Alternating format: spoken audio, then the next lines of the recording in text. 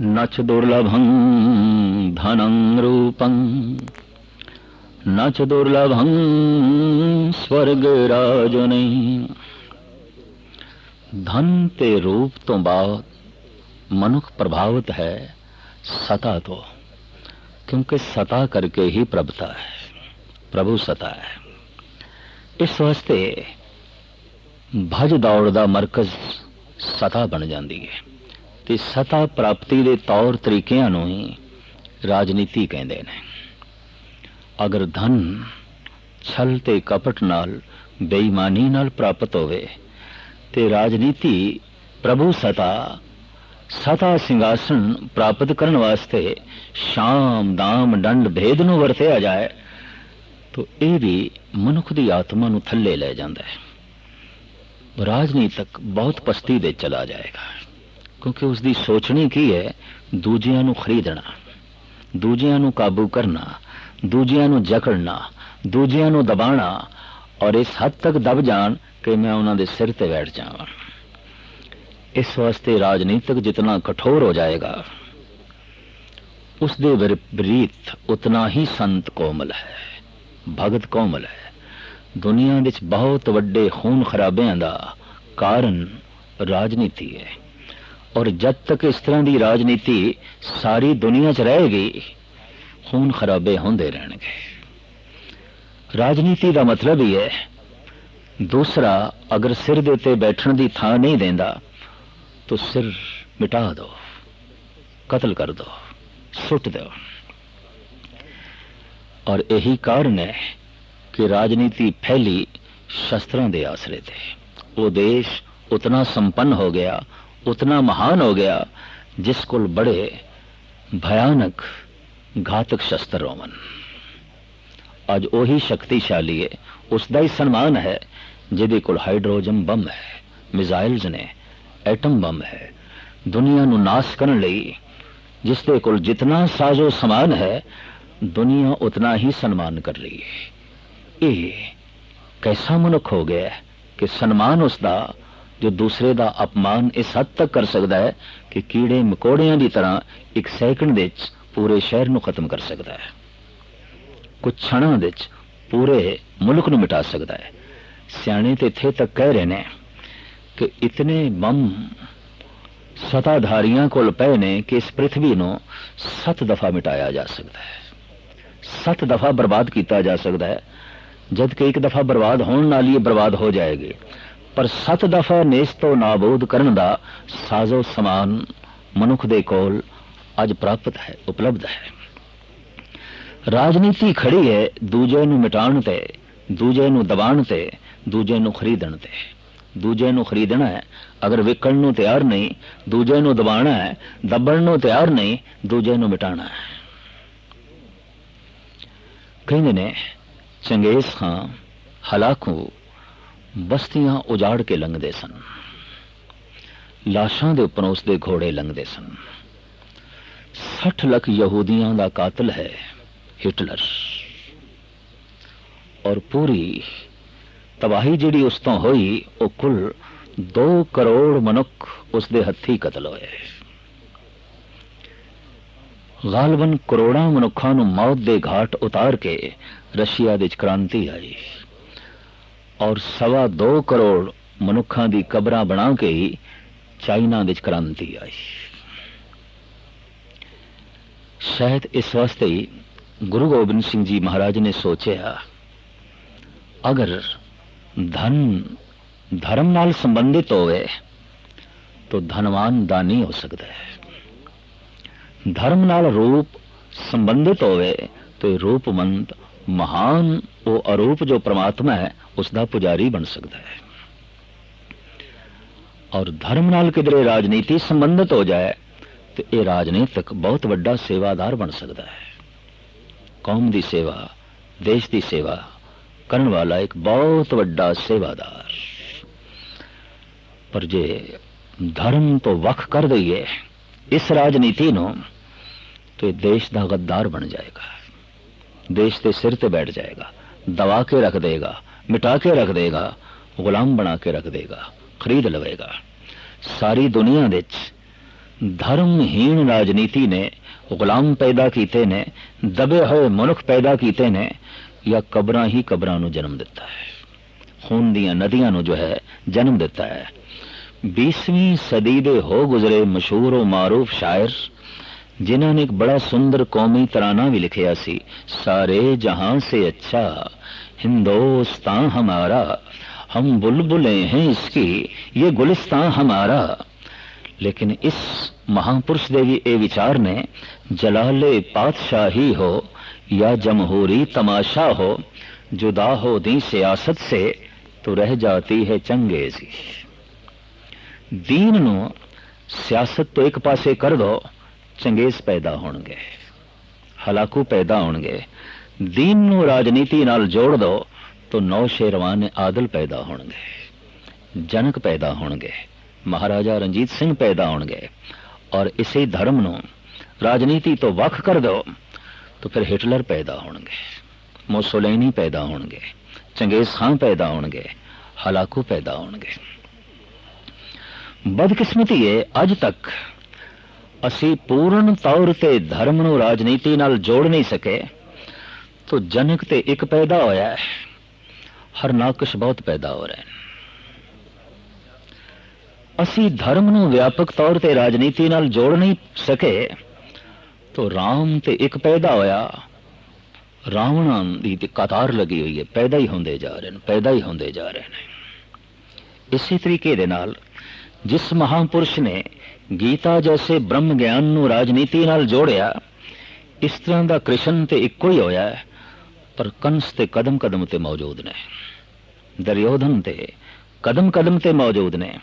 सारे सिख इतिहास नू पढ़ के देखिए तो महाराजा रणजीत सिंह जैसा तो केवल इक्को ही है, जो धर्म दी मूर्ति है, दया दी मूर्ति है, इंसाफ दी मूर्ति है, प्रेम दी मूर्ति है।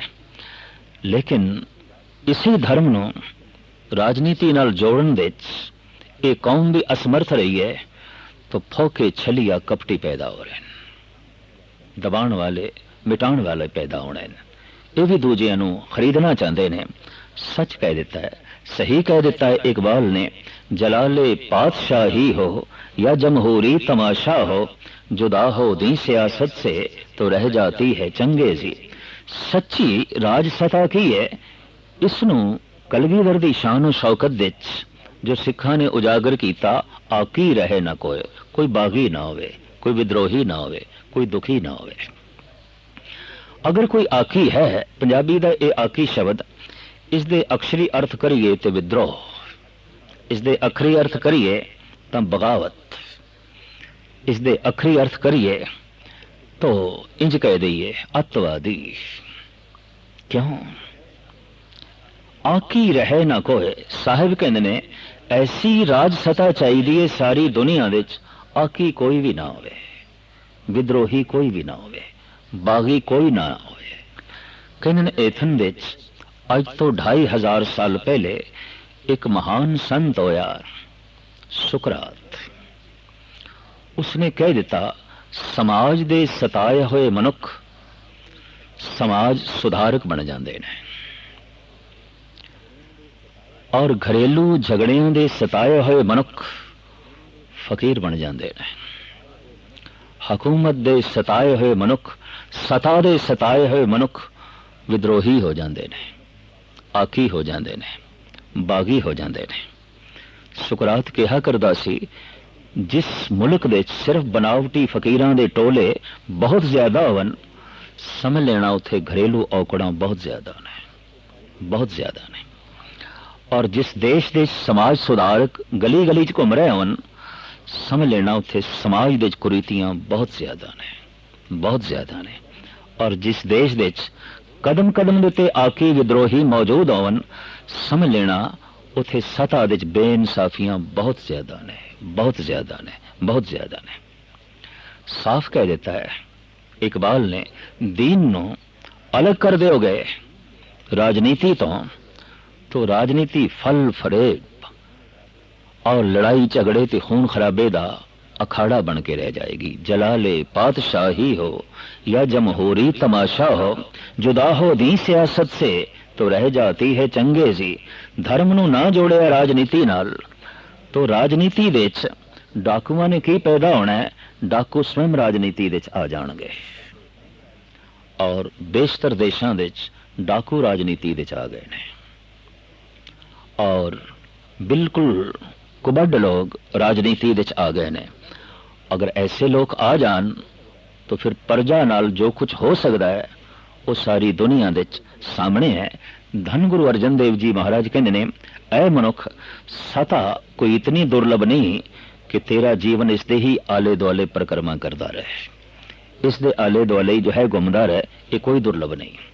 अगर तू सताधारी हो भी जाए, तेनू सता की प्राप्ति हो जाए और तेरी सता तो जगत आकी होवे, बागी होवे, दुखी होवे, तो ये सता तेनू नरक दे लै जाएगी। साडे देश दे ते कहावत है, तपों राज राजों नरक।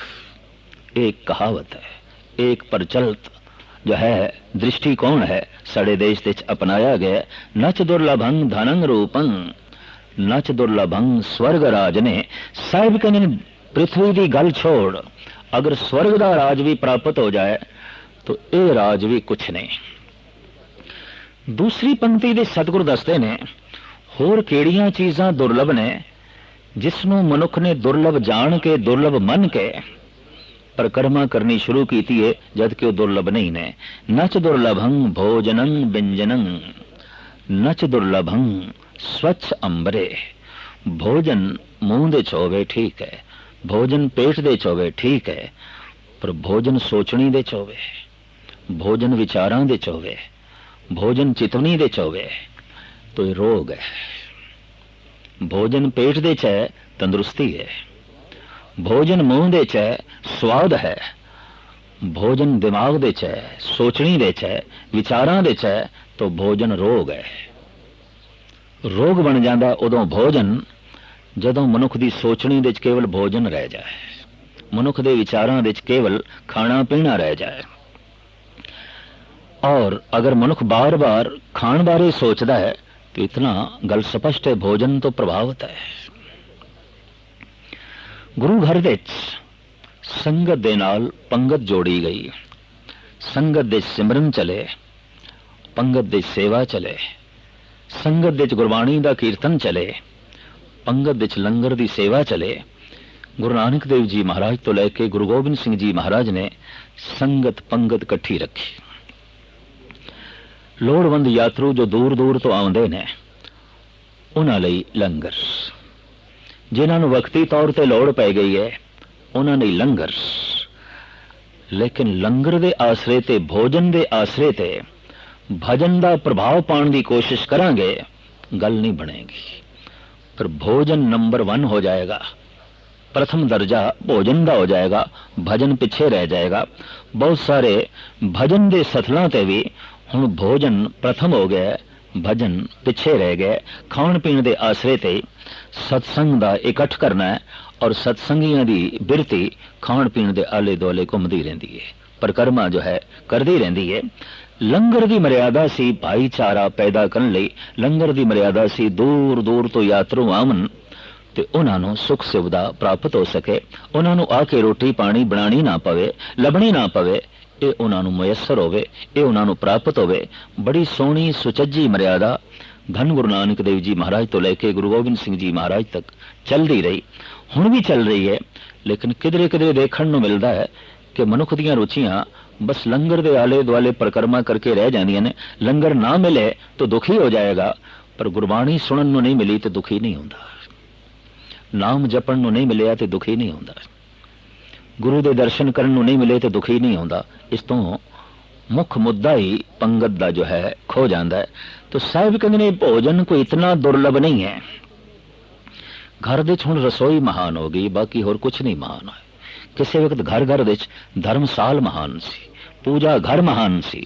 अज पूजा घर महान नहीं, अज रसोई महान है, भोजन महान है।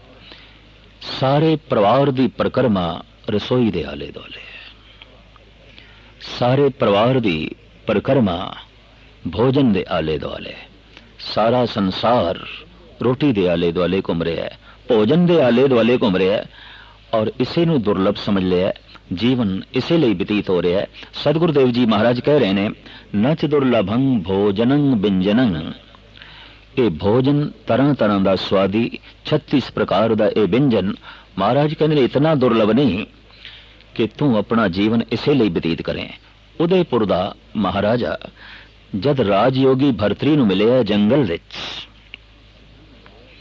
उस वक्त राजयोगी भरतरी सत्तू पानी विच घोल के पी रहे सन। उदयपुर का यह महाराणा भरतरी नूं कहंदा है, राज पाठ त्याग के इस तरह के योगी बन के फिक्के सत्तू खाने शोभा नहीं देंदे। तुसी राजा हो, आओ साडे महलां विच। तो भरतरी कहंदे वैराग शतक दे कीमती बोल ने, मैं प्रसीद सत्तू सा गा दे, तू प्रसन्न व्यंजन बहु स्वादे। जितना स्वाद तू 36 प्रकार दे भोजन तो मानदा है, इतना ही रस मैं सत्तू तो ले लेना। तू बिना भुख दे खाना है, मैं भुख लगदी है तां खाना। तेनू स्वाद प्रेरदे ने तू खाना है, मैनू भुख प्रेरदी है ते मैं खाना। हुण तेनू कौन दसे स्वाद ते भुख दे च है। उस भुख करके जब मैं सत्तू खाना तो यकीन जान तेरे 36 प्रकार दे भोजन भी फिक्के ने, बेईमानी ने, कुछ भी नहीं। धन गुरु नानक देव जी महाराज भी फरमान करते ने, रुपे कामे दोस्ती भुखे सादे गंड। वास्तविक स्वाद भोजन दे च नहीं है, भुख दे च है। और भुख करके जो खाऊंदा है, एक एक बुरती अमृत है, एक एक निवाला अमृत है। पर स्वाद करके जो खांदा है, एक एक बुरकी रोग है, एक एक बुरकी बीमारी है। इंज कह लो, इस सदी विच भोजन का रोग बहुत वधे है, बहुत वधे है। भोजन तो बीमारियां बहुत वधियां ने। आयुर्वेद ते आदि काल तो मनदा रहा है कि 90% बीमारियां आहारक ने। प्राकृतिक नियम के मुताबिक आहार नहीं है, संतुलित आहार नहीं है और भुख करके मनुख नहीं खा रहा। इस कारण करके भोजन तो अनंत रोग जन्म ले रहे ने। और भोजन रोग लई नहीं है, भोजन ते जीवन लई है, भोजन ते तंदुरुस्ती लई है। पर भोजन रोग बन गया क्योंकि मनुख दी जीवन का लक्ष्य भोजन बन गया। साहिब कहते ने इस वास्ते बनया कि इसने उसनों दुर्लभ समझ लिया है, दुर्लभ नहीं है।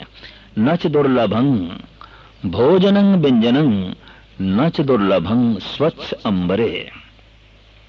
कीमती तो कीमती अंबर कपड़े पहन लेना साहिब कहते ने यह भी कोई दुर्लभ नहीं है। बस्तर सी तन ढकन लई, पर गजब दी गल बस्तर इस वास्ते होवे कि तन प्रगट होवे, तन दी नुमाइश होवे, तन दी प्रदर्शनी होवे। धन गुरु नानक देव जी महाराज का एक बड़ा कीमती शब्द है, रन्ना होइयां बोधियां पुरख होए सयाद, सील संजम सुच भन्नी, खाना खाज अखाज शर्म गई घर आपने, पत उठ चली नाल, नानक सच्चा एक है अवर न सच्चा भाल। धन गुरु नानक देव जी महाराज दी अपने ढंग दी सोचनी, रन्ना होइयां बोधियां। इस दौर दियां इस्त्रियां अपने आप नूं प्रगट करना चाहदियां, नुमाइशी जिंदगी प्रदर्शित करना चाहदियां। जो हाव भाव बनाव सिंगार है, ये पति दी प्रसन्नता लई नहीं, दूजियां नूं दिखाण लई। शेख सादी दे कुछ बोल भी बड़े कीमती ने। वो कहंदा है, अगर मैनू छड़ के दुनिया किधरे अंधी आउंदी ते मैनू किसी भी बनाव शिंगार की लोड़ नहीं सी।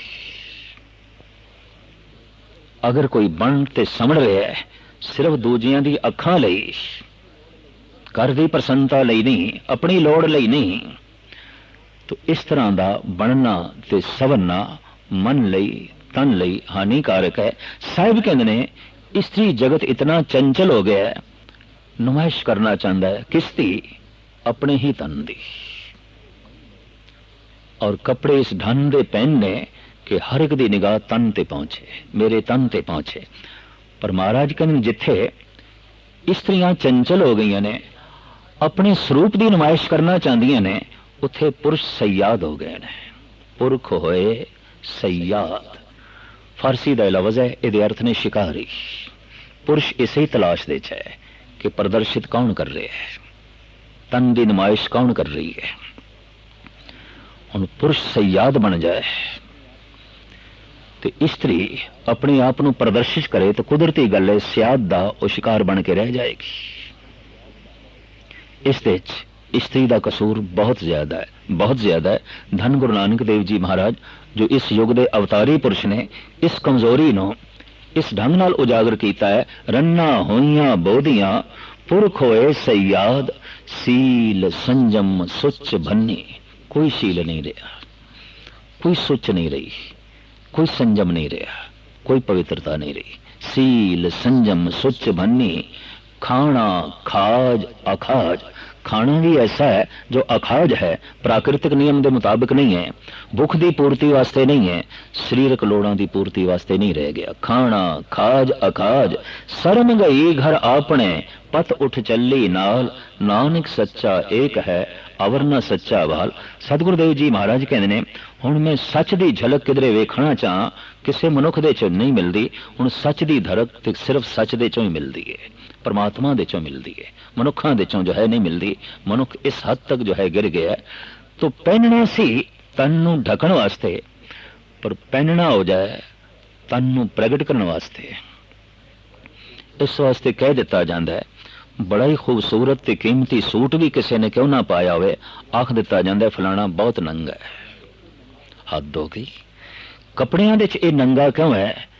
ये कपड़े पा के भी नंगा है क्योंकि इसके कपड़े सिर्फ अपने तन की प्रदर्शनी लई ने, तन की नुमाइश लई ने। इस वास्ते कहावत ठीक है, ये कपड़ियां दे च भी नंगा है। अगर कोई कपड़ियां दे च नंगा हो सकता है तो कोई नंगा ढकिया होया भी हो सकता है। गुरबाणी कहती है, नगन फिरत रंग एक के ओ शोभा पाए, पाट पटंबर बिरथया जै रच लो भाए। एक दे रंग दे च रंगिया होया है, एक दी भगती दे च लीन है, शर्मो हया दा कपड़ा पहने होया है, भावे तन दे ते कपड़ा नहीं। नगन फिरत रंग एक के ओ शोभा पाए, पाट पटंबर बिरथया जै रच लो भाए। रेशमी कपड़े पा के जो तन की नुमाइश कर रहा है नगन है, पर नगन रह के जो एक दी याद दे च लीन है, ढके होया है, कजे होया है, पर्दे दे च है। तो साहब कहते नच दुर्लभंग भोजनंग व्यंजनंग, नच दुर्लभंग स्वच्छ अंबरे। इस तो बाद मनुख ने जिसनों दुर्लभ समझे ते जीवन उसका जिस दे आले दुआले परिक्रमा करता रहता है, वो है नच दुर्लभंग सुत मित्र भ्रात बांधवे। नच दुर्लभंग बनिता बिलासे। भागशाली उसनों मनिया जाता है जिस दे बच्चे होवन, बिरा होवन, भैणा होवन और पत्नी होवे। हम ख्याल पति, हम ख्याल पत्नी, बच्चे होवन, भरा होवन, सनबंदी होवन। साहब कहते ने वड्डियां भागां दी ये निशानी नहीं है। गुरु तेग बहादुर साहब जी महाराज ते साहब कहते ने, बड़ भागी तह जन को जानो जो प्रभ के गुण गावे। ईश्वर दे गीत गाण वाला ही वडभागी है। साहब कहते नच दुर्लभंग सुत मित्र भ्रात बांधवे। ये कोई दुर्लभ नहीं है चंगे मित्रां दा मिल जाना, आग्याकारी पुत्रां दा मिल जाना, हमदर्द भरावां दा मिल जाना। नच दुर्लभंग बनिता बिलासे। स्त्री तो प्राप्त सुख, ये भी कोई दुर्लभ नहीं है। अगर सब कुछ भी प्राप्त हो जाए तो लक्ष्यहीन जिंदगी फिर भी भटकती रहती है। हम ख्याल पत्नी मौजूद है पर हृदय च दुख भी मौजूद है। भरा दे रूप च बावां मौजूद ने पर बेसहारा जिंदगी भी खड़ी है। पुत्र आज्ञाकार मौजूद ने पर मन दे च गुलामी दे भाव भी मौजूद ने। हमदर्द मित्र सामने खड़े ने पर बेसहारा जिंदगी भी सामने दिखाई दे रही है। और ये सब कुछ दे होंदे होया बेसहारा है। मित्र भी है गए ने, पुत्र भी है गए ने, पत्नी भी हैगी है, भरा भी हैगी है, लेकिन फिर भी जीवन दे एक खला है। इस वास्ते साहब कहते ने इस खला की पूर्ति भरा नहीं कर सकते, मित्र नहीं कर सकते, पुत्र नहीं कर सकते, और पत्नी नहीं कर सकती। नच दुर्लभं सुत मित्र भ्रात बांधवे, नच दुर्लभं बनिता बिलासे। इस तो बाद अगर मनुख प्रभावित है तो वो ज्ञान तो प्रभावित है, विद्या तो प्रभावित है। आद काल तो विद्वानां नूं बड़ियां बड़ियां उपाधियां मिलदियां रहियां, डिग्रियां मिलदियां रहियां और विद्वानां नूं सन्मानित किया जाता रहा। पर धन गुरु अर्जन देव जी महाराज ते कमाल करते ने। आप कहते ने नच दुर्लभं विद्या प्रवीणं, नच दुर्लभं चतुर चंचले। विद्या दे प्रवीण हो जाना, विख्यात हो जाना और चोटी दा विद्वान हो जाना और चातुर हो जाना, हाजिर जवाब हो जाना, हर प्रश्न का उत्तर मौजूद होवे, हर सवाल का जवाब मौजूद होवे, हर पक्ष का सवाल, चाहे वह सवाल कला के संबंध होवे, चाहे वह सवाल विज्ञान के संबंध होवे, चाहे वह सवाल धर्म के संबंध होवे, इहदे कोल जवाब मौजूद हो। ये हर तरह का विद्या दे प्रवीण होवे, कोई ऐसा सवाल ना होवे जिसका कि यह जवाब ना दे सकता हो। तो साहब कहते इस तरह का विद्या दे प्रवीण हो जाना भी कोई दुर्लभ नहीं है। नच दुर्लभं विद्या प्रवीणं, नच दुर्लभं चतुर चंचले। हैरानगी होगी अगर ये सब कुछ दुर्लभ नहीं है और जिंदगी का लक्ष्य नहीं है तो फिर जीवन का लक्ष्य की है। अगर धन भी जीवन का लक्ष्य नहीं, रूप भी जीवन का लक्ष्य नहीं, राजनीति भी जीवन का लक्ष्य नहीं, खान पान पैरान भी जिंदगी का लक्ष्य नहीं है और धियां पुत्र संबंधी भरा भैणा पत्नी भी जिंदगी का लक्ष्य नहीं, चोटी का विद्वान हो जाना, विद्या दे प्रवीण हो जाना, जे ये भी जिंदगी का लक्ष्य नहीं, रस्ते दे पड़ाव ने, तो फिर लक्ष्य की है। इस श्लोक की अखीरली पंक्ति दे धन गुरु अर्जन देव जी महाराज फरमान करते ने दुर्लभं एक भगवान नामे, नानक लभदें साध संग कृपा प्रभं। दुर्लभ है केवल एक परमात्मा का नाम, लभदा है गुरु की संगत दे चों, प्रभु की कृपा का सदका। सतगुरु गुरु अर्जन देव जी महाराज इसनों एक होर शब्द विच इंज भी बयान करते ने अत सुंदर कुलीन चतुर मुख ज्ञानी धनवंत, मृतक कहिए नानका जे प्रीत नहीं भगवंत। मुर्दा चाहे करोड़ापति होवे, सताधारी होवे, आखिर घरों कढ़ना ही पेगा, घर ले विच उस दे लई कोई थां नहीं। चाहे वह अरबापति है, चाहे वह शहनशाह है, चाहे वह सताधारी है, चाहे वह चोटी का खूबसूरत है, चाहे वह चोटी का गुणवान सी, घर विच उस लई कोई थां नहीं। इस वास्ते कहते ने किसी की भी इतनी बेइज्जती नहीं आती जितनी मुर्दे की आती। काढ़ो काढ़ो हुई कड्डो घरों, घर चों कड्डो। ये गल वखरी है, चलो रोंदे होया कड्डो, पर कड्डो। घर विच जगह नहीं है जिसनों घर विच नहीं रख सकते और सारे सोचन कड्डो, इस तो वड्डी होर बेअदबी की होवेगी।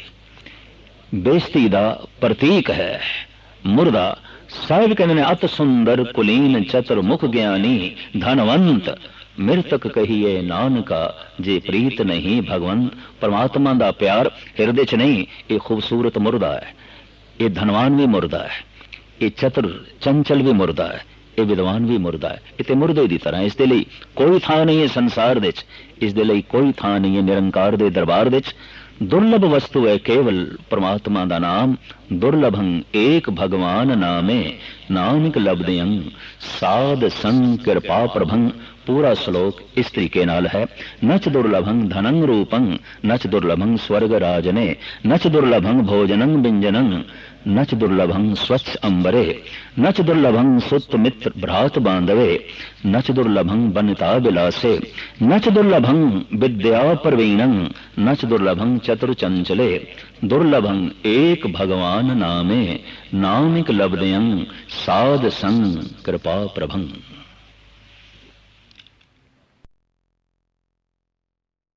पंजन तेरा नाम जी, दुख पंजन तेरा नाम।